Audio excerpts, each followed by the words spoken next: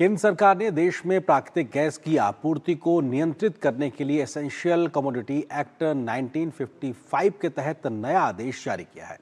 यह कदम मध्य पूर्व में जारी तनाव के कारण वैश्विक एलएनजी आपूर्ति में आई बाधा के बीच उठाया गया है। सरकार प्राकृतिक गैस के उत्पादन को विनियमित करने, आपूर्ति बनाए रखने, समान वितरण और उपलब्धता सुनिश्चित करने पर जोर दे रही है। सभी रिफाइनरियां अपनी पूरी क्षमता से काम कर रही हैं। भारत के पास 70 से ज़्यादा दिनों के भंडारण की क्षमता मौजूद है। अन्य देशों की तुलना में भारत की स्थिति का काफ़ी बेहतर बताई जा रही है।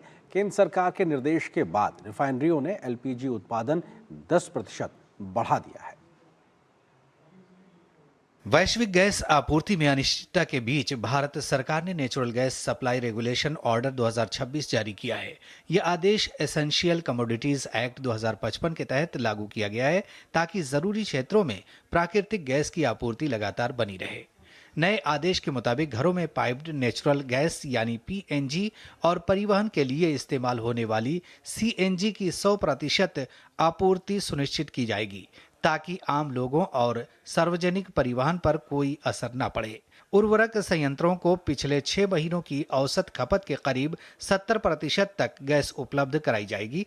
वहीं उद्योगों और सिटी गैस डिस्ट्रीब्यूशन नेटवर्क को उनकी औसत खपत का लगभग 80% गैस मिल सकेगी।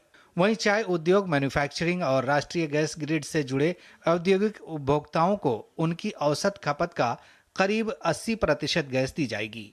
सिटी गैस नेटवर्क से जुड़े औद्योगिक और व्यावसायिक उपभोक्ताओं को लगभग 80% आपूर्ति मिलेगी। इन प्राथमिकताओं को पूरा करने के लिए रिफाइनरियों और पेट्रोकेमिकल इकाइयों की गैस आपूर्ति में करीब 35% तक की कटौती की जा सकती है।